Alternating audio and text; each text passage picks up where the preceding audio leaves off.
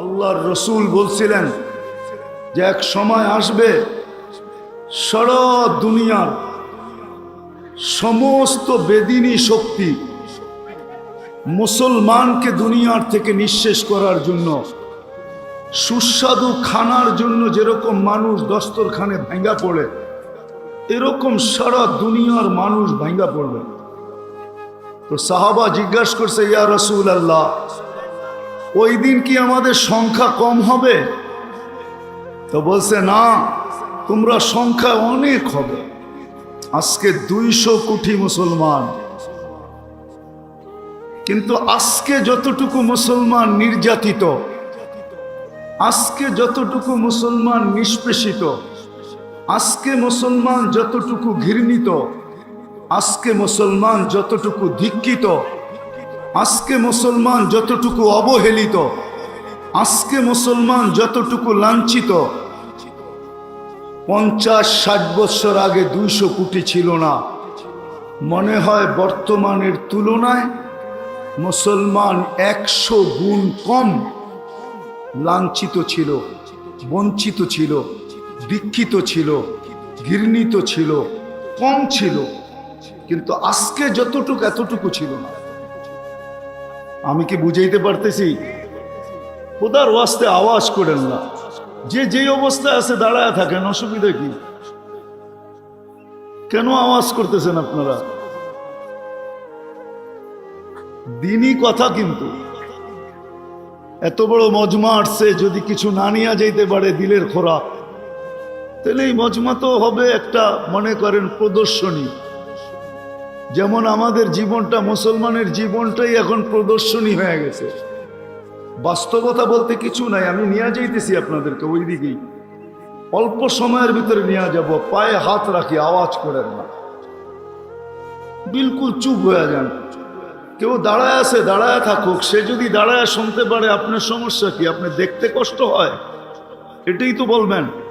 আজকে একটু মাইনা নেন যে দেখলাম না, এতটুকু কি মানা যায় না? এই জন্য আওয়াজ করতে হবে। আওয়াজ বন্ধ হয়ে গেলেই লাউড স্পিকারের আওয়াজ সবার কাছে পৌঁছবে। এতগুলা লোক যদি আওয়াজ করে, তো লাউড স্পিকার কি করবে বলেন? আপনারা চিল্লানি শুরু করেন, দেখেন লাউড স্পিকার হাওয়া, ওর চিৎকার কোনো কাজে দিবে না। তো যেটা বুঝাইতেছিলাম, যে আজকে যতটুকু মুসলমান নির্যাতিত, নিষ্পেষিত, দীক্ষিত, ঘৃণিত, অবহেলিত, রব্বে কাবার কসম, হাত্তাকে যেই আল্লাহ আমাদেরকে মুসলমানের ঘরে সৎ ইচ্ছায় অস্তিত্ব দিলেন, আজকে ওই মুসলমান পর্যন্ত ভাবে যে আমি মুসলমানের ঘরে জন্ম নিলাম কেন? কি ভাবে না? অস্বীকার করতে পারবেন? ও নিজে পর্যন্ত বলে, আমি কেন মুসলমানের ঘরে জন্ম নিলাম? আমাকে কেন মুসলমানের ঘরে জন্ম দিল? যে আল্লাহ সদিচ্ছায় মুসলমানের ঘরে অস্তিত্ব দিয়েছেন। সত্য এটাই, আপনি আজকে ভাবতে পারেন যে ইসলামের মূল্যবোধ আপনার কাছেও নাই, যাকে আল্লাহ মুসলমানের ঘরে সৎ ইচ্ছায় অস্তিত্ব দিলেন। মাইয়ুরিদিল্লাহু আইয়াহদিয়াহু ইয়াশরাহ সাদরাহু লিল ইসলাম। যে আল্লাহ ইসলামের জন্য আপনাকে নির্বাচিত করলো, ইলেকশনে না সিলেকশনে, আল্লাহর কুদরতি হাত দিয়া নির্বাচিত করলো, ওই মুসলমানের যুবক ভাবে, যুবক, যুবতী ভাবে, নারী ভাবে, পুরুষ ভাবে, শিক্ষিত ভাবে, অশিক্ষিত ভাবে, যে আমাকে আল্লাহ মুসলমানের ঘরে অস্তিত্ব দিল কেন? যদি এটা না ভাবত, তাইলে সৃষ্টির সেরা ধর্ম ইন্নাদ-দীন ইনদাল্লাহিল ইসলাম, ইসলাম একমাত্র মনোনীত ধর্ম, তাইলে ও বিজাতির এশকে পড়ল তো পড়ল কেন? বিজাতির মতো পোশাক কেন, চাইল কেন, চলন কেন, উঠা কেন, বসা কেন, শোয়া কেন, ঘুমানো কেন, খাওয়া কেন, গোসল কেন, কাপড় কেন, চুপড় কেন, বিয়া কেন, শাদী কেন? প্রত্যেকটা জিনিস বিদাতির স্টাইলে আমরা অভ্যস্ত। নাইলে 14 তারিখ কি মুসলমানের কালচার? মুসলমানের কালচার তো হইল 365 দিন তুমি যাকে ভালোবাসো তাকে 365 দিন তুমি ফুল দিবে। বিজাতির তরিকা হইল 364 দিন জুতা মারবা, একদিন শুধু একটা ফুল নিয়ে দিয়া বলবা ইউ আর মাই হানি, তুমি আমার মধু। এটা তো বিজাতির তরিকা ছিল না। বিজাতির তরিকা তো হলো বৎসরে একদিন। কয়দিন? আর মুসলমানের তরিকা 365 দিন। মানুষকে ভালোবাসবে 365 দিন। বিজাতির মুসলমানের উচিত তো ছিল যে 31st নাইট যেদিন আসবে ওই দিন সারা দুনিয়ার মুসলমান মসজিদে আল্লাহর কাছে সেজদায় পড়া দোয়া করতে থাকবে, আল্লাহ সামনের যেই বৎসরটা আসতেছে 12টা 1 মিনিটে আল্লাহ ওইটা যেন মঙ্গল নিয়ে আসে, অমঙ্গল না নিয়ে আসে। এই দোয়ার ভিতরে 31st নাইটকে স্বাগত জানাবে। মুসলমানের রীতি তো এটা ছিল না যে প্রত্যেকটা বাড়ির ছাদকে 31st নাইটের রাস্তা, প্রত্যেকটা বাড়ির ছাদকে 31st নাইটকে বিজাতির মতো স্বাগত জানানোর জন্য স্টেজ বানায় ফেলবে। এটা কি ছিল? বিজাতিও তো এতটুকু করে না। আমি তো 31st নাইট আমেরিকাতে দেখছি, এত তো করে না যত বাংলাদেশে করে। আমি তো 14 তারিখও আমেরিকাতে দেখছি, এত ফুল তো কেউ কিনে না যত ফুল বাংলাদেশে কিনে। ওরা তো বেশির থেকে বেশি একটু দেখা হলো, গালে গাল লাগাইলো আর একটা মুচকি হাসি দিয়া কইলো ইউ আর মাই হানি, বাস এতটুকুই শেষ। মনে হয় গাজীপুরের মানুষ আমাকে নতুন করে বুঝাইতে চাইতেছে, ঠিক না? দুনিয়া ঘুরা তো দেখা ফেললাম, আমরা তো অতিরঞ্জিত। কেন কেন মুসলমান আজকে এত নির্যাতিত? কেন এত রক্ত ঝরতেছে? আবাবিল শুধু আকাশে কেন ঘুরা বেড়াইতেছে? ওর পাঞ্জা এখনো তো আছে, ওর অস্তিত্ব তো এখনো আছে, ওই পাথরগুলো তো এখনো আছে যেগুলো হাতিয়ালার উপরে বর্ষিত হয়েছিল, যাদেরকে পাউডার বানায় দিছিলেন। ওই আবাবিল এখন আকাশে ঘোরে কেন? ওকে কি এই জন্য অস্তিত্ব যে আকাশে ঘুরা বেড়াবে? আমার বিবেক তো বলে আবাবিল এই জন্য অস্তিত্ব না। আবাবিলের অস্তিত্ব এই জন্য ছিল যখন ইসলামের বিরুদ্ধে হাতি আসবে, আল্লাহ রসুলের বিরুদ্ধে হাতি আসবে, তো আবাবিল নিজের ইচ্ছায় পাঞ্জায় ওই পাথর উঠাবে আর ওই হাতিওয়ালাদের উপরে মারবে আর ওদেরকে পাউডার বানায় দুনিয়াকে দেখায় দেবে। আবাবিল তো মনে হয় এই জন্য ছিল। মশা তো এই জন্য ছিল না যে গাজীপুরের মানুষকে কাটতে থাকবে আর ডেঙ্গুর সিরিয়াল হাসপাতালে লাগতে থাকবে। আমার তো বিশ্বাস মশা এই জন্য তৈরি হয় না। মশা তো তৈরি হয়েছিল এই জন্য, নমরুদ যখনই দুনিয়াতে অস্তিত্ব নিবে আর খোদাই দাবি করে বাহির হবে যে আমি অল ইন অল, তখনই মশা তার কাজ দেখাবে। নমরুদি বাহিনীকে যেরকম মাটির সাথে নিঃশেষ করতে মিশায়া দিছে, নমরুদকে 400 বছর জুতার বাড়ি খাইতে বাধ্য করছে। দুনিয়ার ইতিহাসে একটাই মশা পাওয়া যায় যার বয়স ছিল 400 বছর, যেটা নমরুদের নাকে ঢুকছিল, তাও ল্যাংরা। আমাদের দিত ভালো, ল্যাংরা না। হাসার বিষয় না, বাবার বিষয়। আমি বাবাইতে চাইতেছি আপনাদেরকে, বিশেষ করে যুবক সমাজকে পায়ে হাত দিয়া বাবাইতে চাইতেছি, গাজীপুরের মানুষকে বাবাইতে চাইতেছি, চিন্তায় বাধ্য করতে চাইতেছি। দিলের ভিতর থেকে বলতেছি, দিলের ভিতর থেকে। আমি বক্তা না। আমার আগে মিজানুর রহমান সাইদ সাহেব পড়ে গেছেন, বাংলাদেশের গ্র্যান্ড মুফতি। ওনার পরে আর কথা বলার সুযোগ নাই। বসছি যখন, তাইলে দুটা কথা বলেই যাই, লম্বা হবে না, ধ্যান দিয়া শুনলে আশা করি বুঝে আসতে পারে। মশা তো এই জন্য তৈরি করছিলেন আল্লাহ, যে নমরুদি বাহিনী যখনই দুনিয়াতে আসবে তাকে নিঃশেষ করার জন্য। চিৎকারের ফেরেশতা তো এই জন্য তৈরি করেন নাই যে ও জীবনে একবার চিৎকার দিবে আর নাকে তেল দিয়ে ঘুমাবে। চিৎকারের ফেরেশতা তো এই জন্য তৈরি করছিলেন যখনই মানুষ প্রযুক্তিতে মাতাল হয়ে যাবে, মাতাল। আজকে যেরকম আমরা প্রযুক্তিতে মাতাল, তখনই চিৎকারের ফেরেশতা চিৎকার দিয়ে সবার আকলকে ঠিকানায় আনবে। এই জন্য চিৎকারের ফেরেশতা ছিল। আমি তো চোখে দেখা বলতেছি, কওমে সালেহকে ধ্বংস করছে ওই গ্রাম আমি দেখা আসছি, ওই শহর আমার দেখা আছে, এই দুই চোখে দেখা আছে, ওই বাড়িঘর আমার দেখা আছে। যারা পাহাড় খচিত করে বাড়ি বানাইতো, বলতো জমিন তো পেশাব পায়খানার জন্য, চাষাবাদের জন্য, এটা থেকে বাস করার জন্য নাকি? ওরা পাহাড়ে বাস করতো, পাহাড়ে এখনো রাখা আছে। অ্যাড্রেস নিয়ে যান আমার থেকে। বাতাসের ফেরেশতা তো আল্লাহ এই জন্যই তৈরি করছিলেন যে যখন এই দুনিয়াতে আল্লাহ আল্লাহ রসুলের বিরুদ্ধে কেউ মান আসাদ্দু মিন্না কুওয়া সুপার পাওয়ার বইলা দাঁড়াবে, ওকে খেজুর গাছের মতো ধরাশায়ী করার জন্যই বাতাসের ফেরেশতা তৈরি। 120 ফিট লম্বা ছিল কওমে আদ। মাথার ডাচা খুলি আমার এই দুই চোখে দেখা আছে, এই দুই চোখে এখনো রাখা আছে। যান আপনারা দেখা আসেন। আমার কাছে কিতাবি এলেম নাই, চোখে দেখা এলেম আছে। আমি দেখা আসছি, আপনারাও দেখা আসেন। 6 ফিটের মানুষ একটা এইদিকে দাঁড়াবে, একটা এইদিকে দাঁড়াবে, দুইজন দুইজনকে পরিপূর্ণ দেখবে না, ওই মাথার খুলির উপর দিয়া। এত বড় মাথার খুলি। বাতাসের ফেরেশতা তো এই জন্য বানাইছিলেন। পানি তো এই জন্য বানায় না যে প্রতি বছর আসবে আর বাংলাদেশকে ডুবায় থুয়ে চলে যাবে। পানি তো বানাইছিলেন আল্লাহ, যারা এগ্রিকালচারের নিশায় মাতাল হয়ে যাবে, আল্লাহ আল্লাহ রসুল থেকে দূরে সরা যাবে, পানি ওদেরকে জমিনের সাথে মিশায়া দিবে।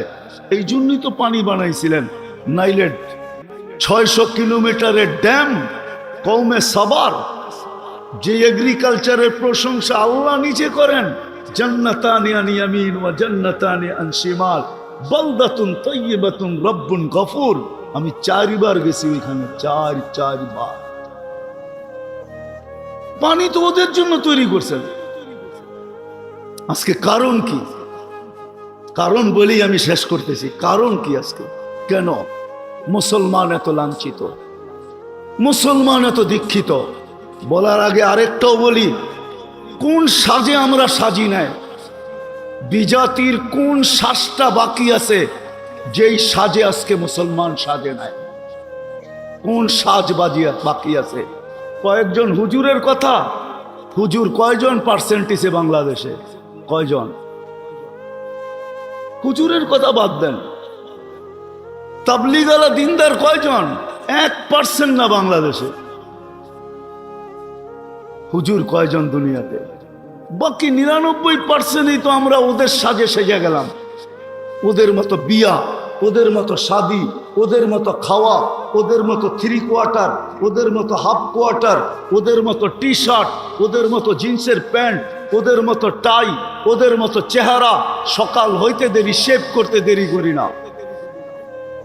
সব রঙিন তো ওদের রঙে রঙলাম, কিন্তু তারপরও তো ওরা আমাদেরকে বুকে নেয় না, পিঠেই রাখে। আর কবে নিবে আপনাকে বুকে? মুসলমানও আমি নিয়ে যেতেছি জায়গায়, রব্বে কাবার কসম, যাকে আল্লাহ মুসলমানের ঘরে সদ ইচ্ছায় অস্তিত্ব দিচ্ছেন, সর্বশ্রেষ্ঠ নবীর উম্মত হিসাবে যাকে আল্লাহ নির্বাচিত করছেন, রব্বে কাবার কসম, যতই আমরা ওদের রঙে রঙ্গি না কেন, আমি দুনিয়া ঘুরা বলতেছি, ঘুরা। এই পোশাকেই তো দুনিয়া ঘুরি। একটা তো এটা তো হয় নাই। রব আলহামদুলিল্লাহ সুম্মা আলহামদুলিল্লাহ, 99টা হয়ে গেছে। দোয়া করেন যেন সেঞ্চুরিও পুরা হয়। আমি তো ঘুরা বলতেছি, তোমরা আমাদেরকে মিডিয়া দিয়ে কি বুঝাবে? গুগল দিয়ে তোমরা আমাকে কি বুঝাবে? আমি তো চষতে চষতে চোখের পাওয়ার নষ্ট করে ফেলছি, পায়ের জুতা ক্ষয় করে ফেলছি। এই জন্য ভিতর থেকে বলতেছি, যতই আমরা রঙিন হই না কেন, রব্বে কাবার কসম, আল্লাহ বলে লা ইয়ানজুরু ইলা সুয়ারিকুম ওয়ালা ইলা আজসামিকুম। সারা দুনিয়ার বিজাতীয় বলে লা ইয়ানজুরু ইলা সুয়ারিকুম, আমরা তোমাদের রূপ রেখার দিকে দেখি না, আমরা দেখি তোমাদের, এটাকে কি বলে, আমরা দেখি তোমাদের, আরে সফটওয়্যার দেখি আমরা, সফটওয়্যার। আমরা তোমাদের সফটওয়্যারে যা দেখি কে কে ধর্মের জায়গায় ইসলাম লেখা আসছো, আমরা এটা দেখি। আমরা তোমাদের এই রূপরেখা দেখি না, যে তুমি আমার মতো শেভ করলে কিনা। আমি ফিলিস্তিনের বিরুদ্ধে যাইতেছি না, বসনিয়া আপনারা দেখেন নাই, গণহত্যা বসনিয়ে হয়েছে, বসনি আপনারা চোখে দেখেন নাই। আমি ফিলিস্তিনের বিরুদ্ধে যেতেছি না, ফিলিস্তিন আপনারা দেখেন নাই, আমি চোখে দেখছি। আপনারা দেখেন নাই, মিডিয়ায় দেখছেন ফিলিস্তিন, চোখে দেখেন নাই ফিলিস্তিন। আজকে মুসলমান কেন নির্যাতিত? রব্বে কাবার কসম, মুসলমান আজ যদি মুসলমান 3টা কাজ না করলো, আজকে যদি এই মজলিস থেকে যদি আমরা 3টা জিনিসের আপনি আর আমরা প্রতিবাদ করতেছি, আমি প্রতিবাদের বিরুদ্ধে না, গাজাওয়ালারা প্রতিরোধ করতেছে, ঠিক না? সত্য তো? আরে বলেন না হা না না। আর আমরা কি করতেছি? কি করতেছি? এই মজমায় কয়জন আছে যেদিন থেকে গাজায় হামলা শুরু হয়েছে যে আমি ডেলি 2 রাকাত নফল নামাজ সালাতুল হাজাত গাজা আলাদের জন্য পড়ছি, আর সেজদায় যায় আল্লাহর সামনে চোখের পানি জড়ায় বলছি, মালিক তুই জানিস আমি কোথায় আছি, তুই জানিস আমার ক্ষমতা কতটুকু আছে, আমি ওদের সঙ্গ কতটুকু দিতে পারবো। মালিক আমি তো যাইতেও পারবো না, সঙ্গ দিতে পারবো না, আমার হাত পাও বাঁধা, শুধু মুখটা খোলা, আমি প্রতিবাদ করতে পারি, কিন্তু মালিক আমি প্রতিবাদের সাথে সাথে 2 রাকাত সালাতুল হাজত পড়া তোর দুয়ারে আর্তনাদ করতেছি, মালিক তুই একটু মেহেরবানি করে নাই মাস। কয়জন হাত উঠাইতে পারবেন? প্রতিবাদী স্লোগান দিতে তো অনেক অভ্যস্ত, ঠিক না? বলেন কয়জন হাত উঠাইতে পারবেন? হুজুররা সহ বলেন। রাগ হয়ে গেলেন? হ্যাঁ, পায়ে হাত রাখি রাগ হইলে। রাগ হয়ে গেলেন? উচিত ছিল আমাদের ওই দিন থেকে, রাত্রটা যখন হয় তখন গাজাওয়ালাদের ঘুম হারাম হয়ে যায়, হারাম। একই তো শরীর ছিল, আল্লাহর রসুল তো বলছে এক শরীরের মতো মুসলমান। শরীরের যেই কোনো অঙ্গে ব্যথা হইলে সারাটা শরীর কাতরাইতে থাকে। গাজায় মানুষ রাত্রে ঘুমায় না, আপনি বাংলাদেশে ঘুমান তো ঘুমান কি কইরা? আজ 15 রাত্রেই যদি বাংলাদেশের 12 কোটি মুসলমান আল্লাহর কাছে সেজদায় পড়া কাঁদতে থাকতো, হতে পারতো কারো সেজদা আরো সে যায় হিট করতো, হিট, কারো সেজদা আরো সে যায় হিট করতো, আরো সেই বলতো আমার এখানে হিট করে কে? আল্লাহ বলতো গাজার জন্য করতেছে। হতে পারতো আরো সে বলতো মালিক তাইলে তাকান না। একজনও তো হাত উঠাইতে পারলেন না।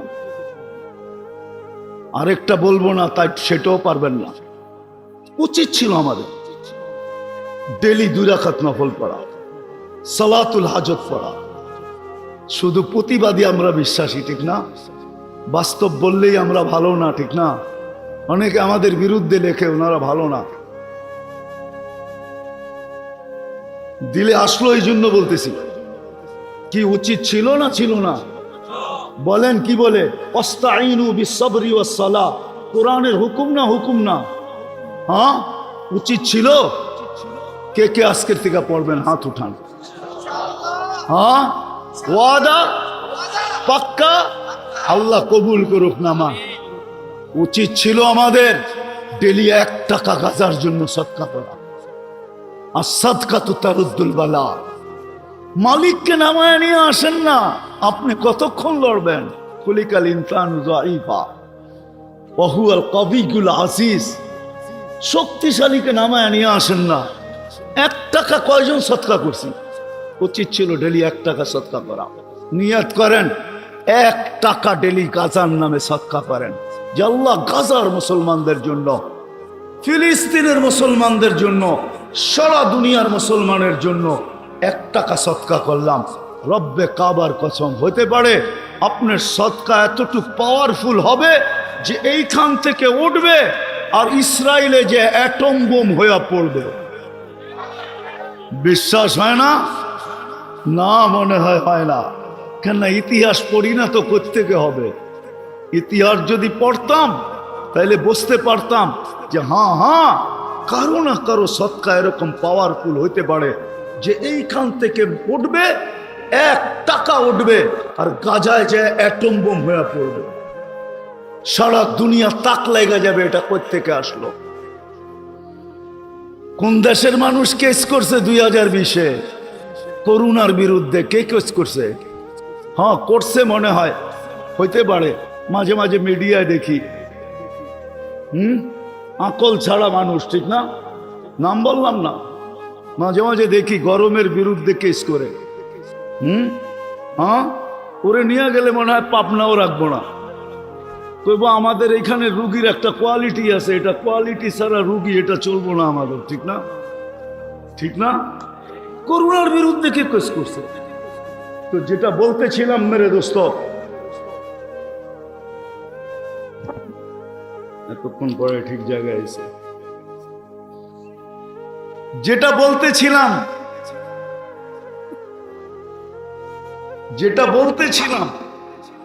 বলতেছিলাম যে যাকে আল্লাহ মুসলমানের ঘরে সদ ইচ্ছায় অস্তিত্ব দিছে আর মুহাম্মদুর রাসূলুল্লাহর উম্মত বানাইছে।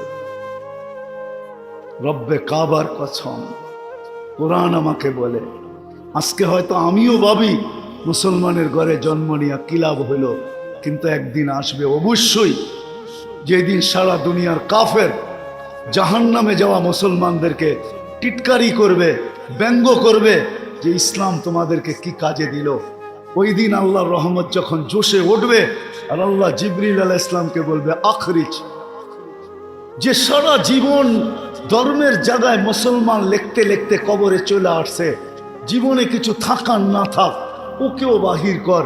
যখন বাহির করবে তো সারা দুনিয়ার কাফের চিৎকার দিবে লাউ কুন্না মুসলিমিন, হায় আমরা যদি নামদারি মুসলমান হইতাম। ওই দিন বুঝে আসবে ইসলামের মজা। চিরদিনের জন্য দুজক থেকে বাহির হবে, চিরদিনের জন্য জান্নাতে যেয়ে ঢুকবে। আজকে যদিও নাকি আমরা ভাবি উম্মতে মুহাম্মদী হয়ে লাভ হলো কি, কিন্তু না, আজকে হয়তো বুঝে আসতেছেন। যদিও আল্লাহ বুঝানোর মতো নিদর্শন দিছেন যে দুনিয়া উম্মতে মুহাম্মদী সবার মাথায় তাজ পরায়া দিছি একটা, সেটা হলো ওয়ালাকাদ কাররামনা বনি আদম, মানুষ সৃষ্টির ভিতরে সেরা। উম্মতে মুহাম্মদী তোর মাথায় তাজ পরাইছি দুইটা। কুনতুম খায়রা উম্মাহ, এটা দ্বিতীয় তাজ। প্রথম তাজ তো হলো ওয়ালাকাদ কাররামনা বনি আদম, মানুষ সৃষ্টির সেরা। দ্বিতীয় তাজ হলো দ্বিতীয় তাজ হলো কুনতুম খায়রা উম্মাহ, এটা হলো দ্বিতীয় তাজ আমাদের মাথায় পড়ানো। যদিও উম্মত হওয়ার কারণে দুইবার আল্লাহর কুদরতি হাত লাগছে আমাদের গায়ে, একবার জন্মলগ্নে, একবার বাছাই করবে হুয়াজতাবাকুম, আল্লাহ আমাদেরকে বাছাই। যুবক জানো না তোমাকে উম্মতে মুহাম্মদীর অন্তর্ভুক্ত করার জন্য আমি তো আমারটা দিয়ে বুঝাইতে চাই।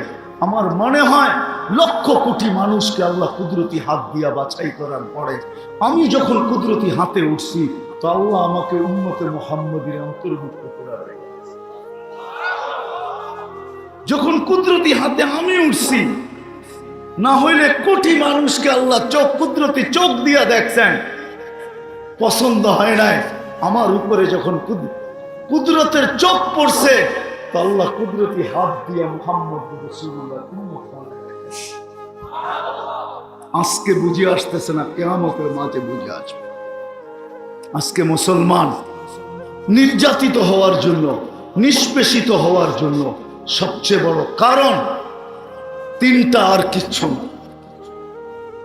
মুসলমান এখনো তওবা করে ফিরে নাই, যদিও বারবার সিগন্যাল দিতেছেন লিউযীকাহুম বাযাল্লাযী আমিলু লাআল্লাহুম ইয়ারজিউন, যদিও কোরআন চিৎকার দিতেছে মুসলমান তওবা কর, ফিরায়, কিন্তু মুসলমান এখনো ফিরতে চাইতেছে না।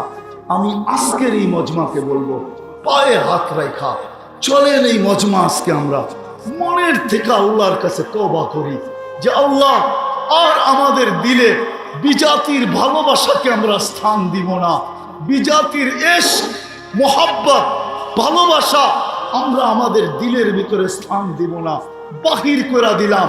আল্লাহ তওবা করতেছি, এতদিন আমরা আসক্ত ছিলাম, ওটার থেকে তওবা করলাম। রাজি তওবা করতে? হ্যাঁ, আল্লাহ কিন্তু প্রথম আকাশে এখন তাকায় আছে, শুধু তাকায় নাই, ডাকতেছে হাল মিন মুস্তাগফির ফাগফির আল্লাহ, কে আসিস? হায় হায়, জানি না বুঝবেন কি বুঝবেন না। সারাদিন হাত প্রসারিত করে বসা থাকে যে কেউ আসুক আর তওবা করো। রাত্রের 3 ভাগের 1 ভাগ পর্যন্ত হাত প্রসারিত করে বসা থাকে যে কেউ আসুক আর তওবা করো। 3 ভাগের 1 ভাগ যাইতে দেরি, আল্লাহ নাইমা আসতে দেরি করেন না। আমাদের দিকে তাকায় না, বন্ধুর দিকে তাকায়, বন্ধুর দিকে। কেননা বন্ধুর সাথে প্রতিশ্রুতি দিছি বন্ধুকে লজ্জিত করব না, বন্ধুকে লজ্জিত করব না, রাজি করে ছাড়বো। উম্মতকে যদি মাপ না করলাম, উম্মতকে যদি মাপ না করলাম, উম্মত যদি মাপ না পাইল, তাইলে বন্ধু লজ্জিত হয়ে যাবে। এই জন্য 3 ভাগের 1 ভাগ পর্যন্ত হাত প্রসারিত রাখেন, তারপরে আর প্রসারিত করেন না। প্রথম আকাশে নাইমা ডাকতে শুরু করেন হাল মিন মুস্তাগফির।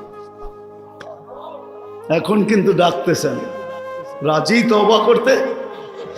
হাত উঠায়া বলেন তাইলে যে বিজাতির এশকার মোহাব্বত থেকে তওবা করলাম। সত্য পাক্কা দিলের ঠিকানা, মানে মুখের ঠিকা নামান? তাইলে দিলের ঠিকা হলে আমি বলতে পারি কসম খায়া গুনাহ মাফ। আর যদি মুখের ঠিকা হয় তাহলে আব্দুল কাদের জিলানির কথা সত্য। বিবেকটা দিয়ে একটু চিন্তা করা উচিত যে আপনার আমার প্রস্তুতি কতটুকু, প্রস্তুতি কতটুকু, কতটুকু প্রস্তুতি নিলাম। প্রস্তুতি নেওয়ার জন্যই তো আপনার ভাগ্য খুলে দিছিলেন, বেশি কিছু তো দরকার ছিল না। আমি একটাই দেখাইতেছি, উম্মতে মুহাম্মাদি বানায় আপনাকে ভাগ্য খুলে দিছিলেন, উম্মতে মুহাম্মাদি হিসাবে নির্বাচিত করা আপনার আমার ভাগ্য কপাল খুলে দিছিলেন।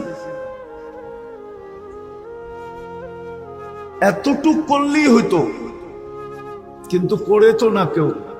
ফামান জাআলাকা দামা, বলো তোমাকে রক্তে রূপান্তরিত কে করলো?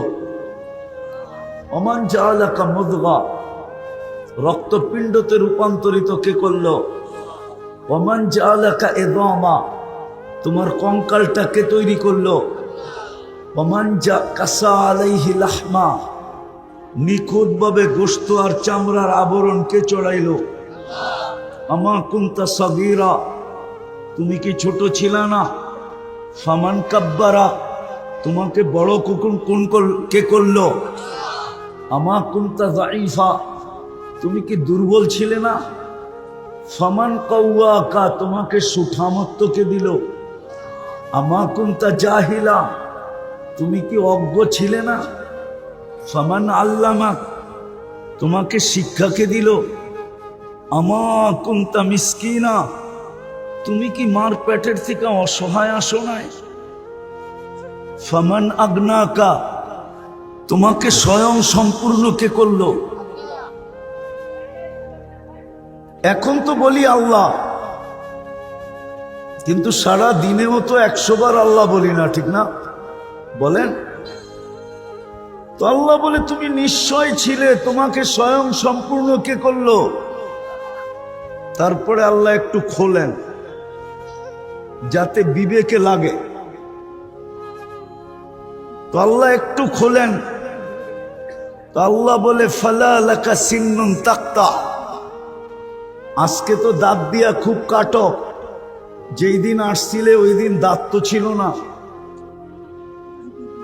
ওয়ালা লাকা উযুনুন তাসমা, কান তো ছিল কিন্তু শ্রবণ শক্তির কার্যকারিতা তো ছিল না। ওয়ালা লাকা আইনুন তানদুর, চক্ষু তো ছিল কিন্তু দৃষ্টি শক্তির কার্যকারিতা তো ছিল না। ওয়ালা লাকা আকলুন তুমাইয়িজ, মগজ তো ছিল, ভালো মন্দ তো তুমি বুঝতে না। ওয়ালা লাকা ইয়াদুন তাবতিশ, হাত তো ছিল কিন্তু ধরার ক্ষমতা তো ছিল না।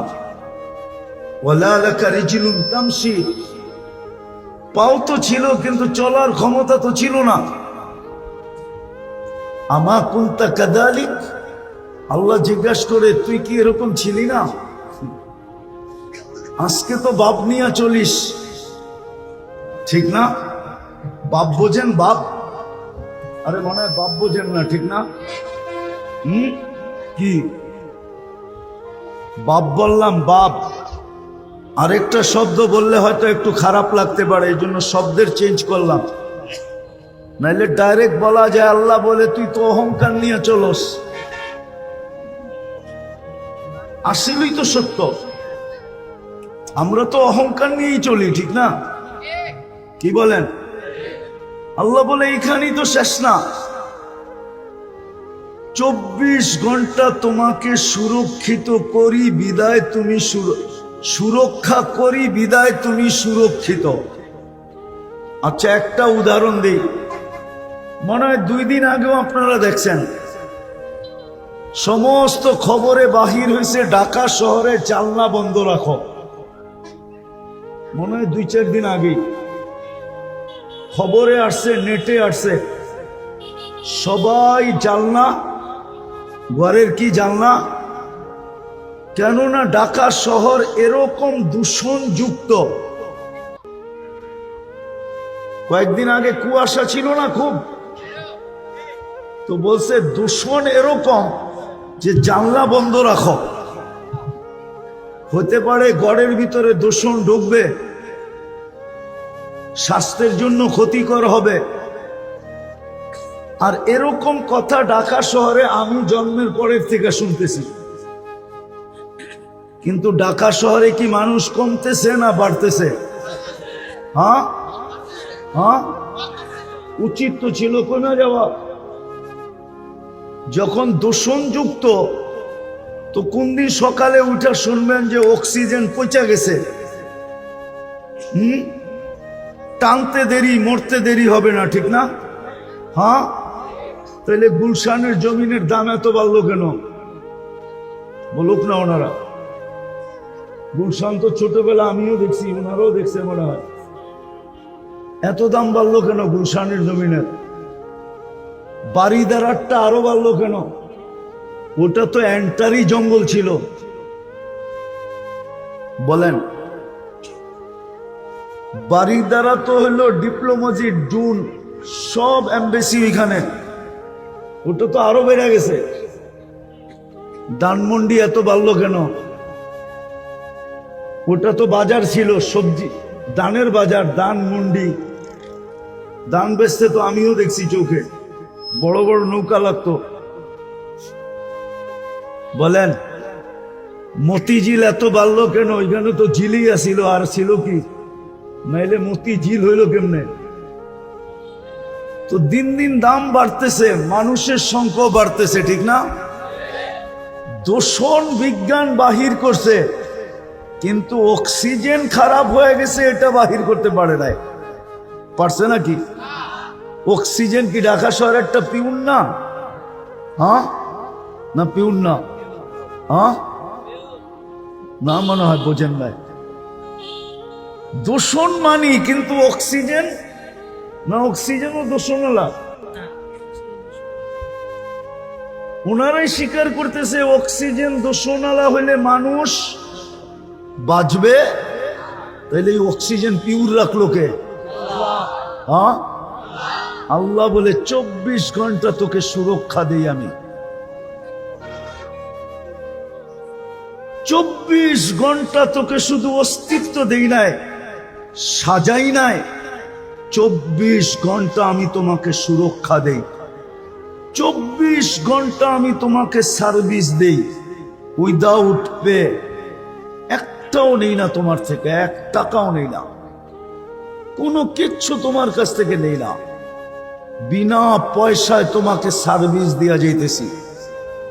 তারপরে আল্লাহ প্রশ্ন করতেছে, বল তুই 24 ঘন্টায় আমাকে কয়বার ডাকস? কয়বার আমার নাম নাও? আমাকে কয়বার ডাক? দেহটা তো আল্লাহ নিজের ইচ্ছায় আস্তে আস্তে আস্তে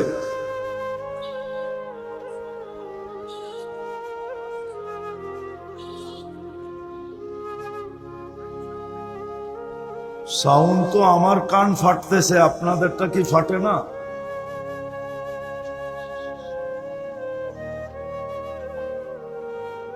শুনেন শুনেন, শয়তানও শুনতে দিবে না। কেননা যদি আপনাকে শুনতে দিত, যদি আপনাকে শুনতে দেয় ভালো মতে, তাইলে তো আপনি পুরস্কারের গাঠি নিয়ে উঠবেন, ওর সমস্ত পরিশ্রম বিফলে যাবে। আমি চিনি এটা লিপ টাচ, লিপ লিপ বোঝেন?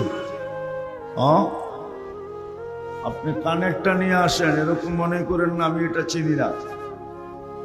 এটা আওয়াজ টানবে না, ডাইনে গেলেও টানবে না, বামে গেলেও টানবে না। আপনি কানেরটা নিয়ে আসেন, এটার নাম হইল লিপ টাচ। বোঝেন না? বোঝেন না? এটা গায়িকার জন্য বানানো হয়েছে, গান গাওয়ার জন্য, ওয়াজ করার জন্য না।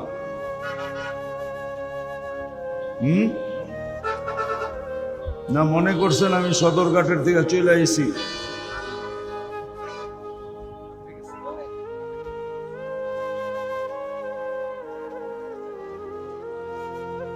তো যেটা বুঝাইতেছিলাম, শয়তানও কিন্তু শুনতে দিবে না। কেননা যদি আল্লাহর হুকুম পুরা করলেন, তাহলে তো আপনি সওয়াবের গাঠি পাবেন, গাঠি। ও সইবে তো সইবে কি করা? ও তো আল্লাহর সাথে পাঙ্গা নিয়ে আসছে। পাঙ্গা বোঝেন? আরে ঢাকায় শব্দ বোঝেন? পাঙ্গা, যে একটাকেও জান্নাতে যেতে দিব না। আর যদি তাই না হইতো, ওর কথাই যদি সত্য না হইতো, তাহলে সারাদিন বুক করেন কাঠটা, কাঠটা বুক করেন। আপনি ট্যাক্সি চালান কার হাত দিয়া? মাইক্রো চালান কার হাত দিয়া? এই দেহটা কে দিছে? এটার উপরে ডেলি কয় টাকা বাজেট ব্যয় হয় জানেন? জানেন তো না? জানেন কয় টাকা বাজেট ব্যয় হয়? আপনার সংসারে মাসে বাজেট কত? 5 লাখই, 10 লাখই। মাসে যদি আপনি সংসারে 10 লাখ খরচ করেন, তো আমি তো আপনাকে একটা দিয়ে দেখায় দেব। কিডনি ডায়ালিসিস করতে নারায়ণগঞ্জে কয় টাকা নেয় বলুক তো দেখি, ওনাকে জিজ্ঞাসা করি। নারায়ণগঞ্জে কোনো ডায়ালিসিস সেন্টার নাই? আছে? নাই? নাই নারায়ণগঞ্জে কোনো ডায়ালিসিস সেন্টার? কয় টাকা না একবার ডায়ালিসিস করতে? আরে বলেন না একটা। 5,000 বাদ দিলাম 4,000 নেয়, 4,000 বাদ দিলাম 3,000 নেয়। আল্লাহ তো ডেলি আপনার কিডনি ডায়ালিসিস করেন 36 বার, ও নেয় একবার।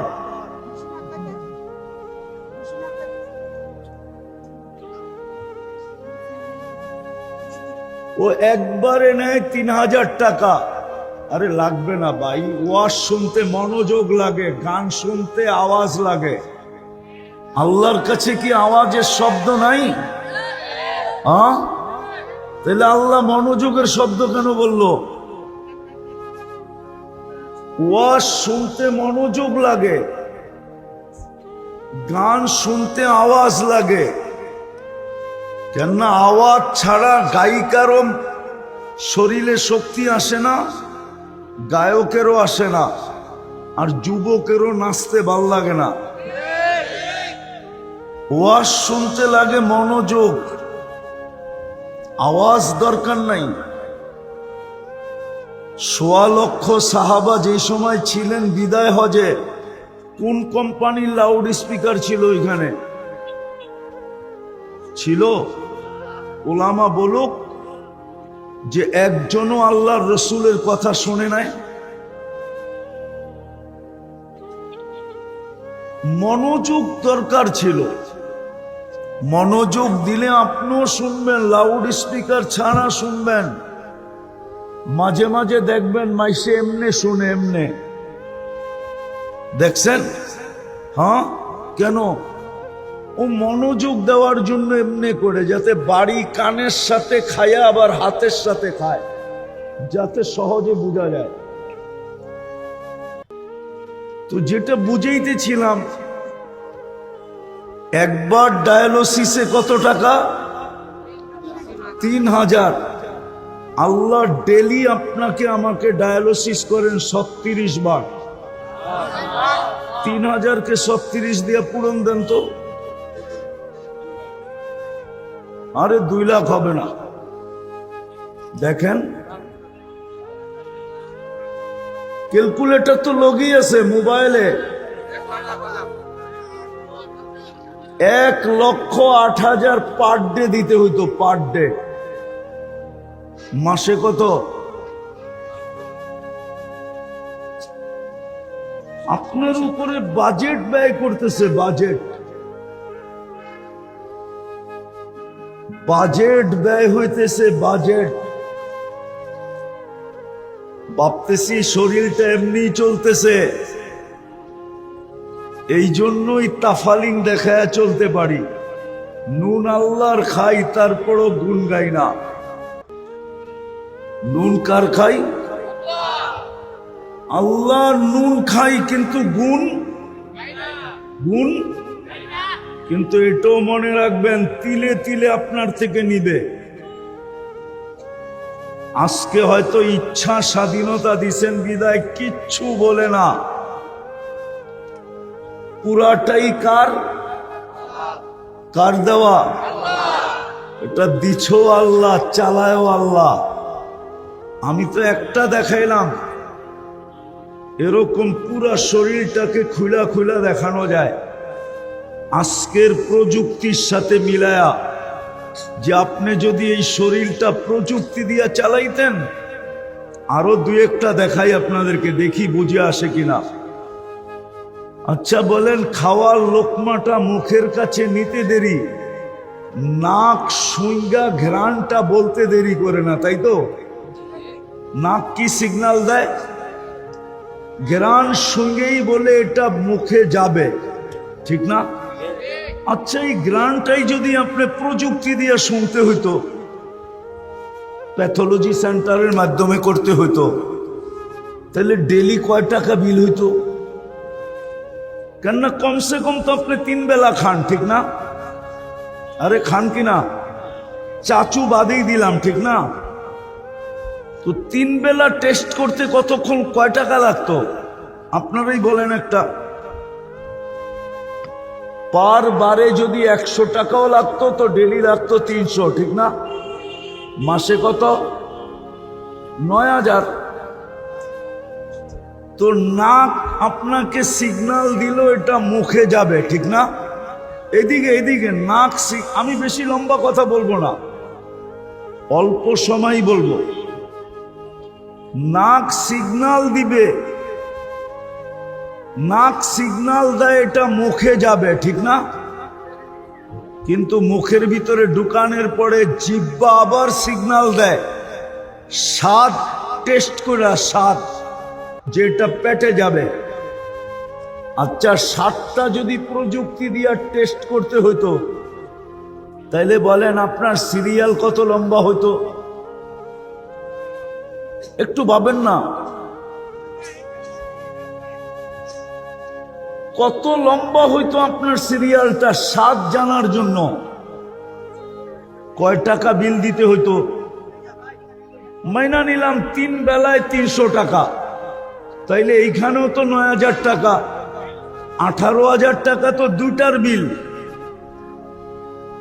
বাকিগুলার বিল বাদেই দিলাম। যদি শ্বাস নেওয়ার উপরে বিল হইতো, যে শ্বাস নেওয়ার উপরে বিল, যে প্রত্যেক শ্বাসে 1 পয়সা বিল, তাহলে তো ডেলি 1600 টাকা আপনাকে বিল দিতে হইতো। আমি প্রমাণ দিতেছি, বাংলাদেশের প্রথম সারির শিল্পপতি শুধু স্বাভাবিক শ্বাস নেওয়ার জন্য করোনার সময় নিজের এন্টার কোম্পানি লেখা দিতে রাজি ছিল। শুধু রাজি ছিল না, ডাক্তারদেরকে বলছিল যে আমাকে স্বাভাবিক শ্বাস নিতে দাও, আমি এন্টার কোম্পানি তোমাদের নামে লেখা দিয়ে দিব। তাইলে এইখানে তো ডেলি 1600 টাকা বিল দিতে হইতো।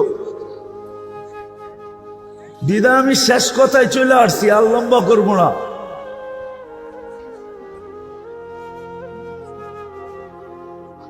বুঝাইতে চাইতেছি, বুঝাইতে যদি বুঝে আসে, আর বুঝে না আসলে একদিন বুঝে আসবে অবশ্যই। ওই দিন বুঝ কোনো কাজে দিবে না, এটাও সত্য। আজকে আল্লাহ বুঝাইছেন তো কোরআন দিছেন, রসুল বুঝাইছেন তো হাদিস দিছেন, ওলামারা দায় দায়িত্ব নিয়ে বুঝাইতেছেন। বুঝলে ভালো কথা, না বুঝলেও ভালো কথা। কেননা কালকে কিন্তু আপনাকে পুঙ্খানো জবাব দিতে হবে। যদিও আজকে বিলকুল বিনা পয়সায় সার্ভিস, 24 ঘন্টা আল্লাহ সার্ভিস দিতেছেন বিনা পয়সায়, কোনো পয়সা নেন না, উইদাউট পে। আল্লাহ 24 ঘন্টা সার্ভিস দিতেছেন। এইদিকে দেখেন, এইদিকে দেখেন, আমার দিকে ভালো মতে শুনেন। আল্লাহ কিন্তু 24 ঘন্টা আমাদেরকে সার্ভিস দিতেছেন, কিন্তু বুঝতে পারতেছি না কেন, এটাও আমি জানি। বুঝতে পারতেছি না, ইচ্ছা স্বাধীনতা দিছেন বিদায়। এটা যদি না দিতেন তাহলে মনে হয় সবাই বুঝে আসতো, কিন্তু না, আল্লাহ ইচ্ছা স্বাধীনতা দিছেন আমাদেরকে বিদায়, যেমন খুশি তেমন চলতে পারি। অথচ যেটা দিয়েই চলি এটা আল্লাহর দেওয়া। এটা কার দেওয়া? এই জন্য আল্লাহ এক জায়গায় দৃষ্টি আকর্ষণ করছেন, একটু আমাদের দৃষ্টিটা নিজের দিকে আকর্ষণ করতে চাইছেন। তো আল্লাহ এক জায়গায় বলছে, আমা কুনতা মা আম্মাহিনা, কখনো কি তোমার মনে পড়ে না যে তুমি এক ফোঁটা পানি ছিলে? ফামান জাআলাকা দামা, বলো তোমাকে রক্তে রূপান্তরিত কে করলো? ওমান জাআলাকা মুদগা, রক্তপিণ্ডতে রূপান্তরিত কে করলো? ওমান জাআলাকা ইযামা, তোমার কঙ্কালটাকে তৈরি করলো? ওমান কাসা আলাইহি লাহমা, নিখুঁতভাবে গোশত আর চামড়ার আবরণ কে চড়াইল? আমা কুনতা সগীরা, তুমি কি ছোট ছিল না? ফামান কাব্বারা, তোমাকে বড় কে করলো? আমা কুনতা যায়ীফা, তুমি কি দুর্বল ছিলে না? ফামান কাওয়াকা, তোমাকে সুঠামত্ব কে দিল? আমা কুনতা জাহিলা, তুমি কি অজ্ঞ ছিলে না? ফামান আল্লামাক, তোমাকে শিক্ষাকে দিল? আমা কুনতা মিসকিনা, তুমি কি মার পেটের থেকে অসহায় আসো নাই? ফামান আগনাকা, তোমাকে স্বয়ং সম্পূর্ণ কে করলো? এখন তো বলি আল্লাহ, কিন্তু সারা দিনেও তো 100 বার আল্লাহ বলি না, ঠিক না? বলেন।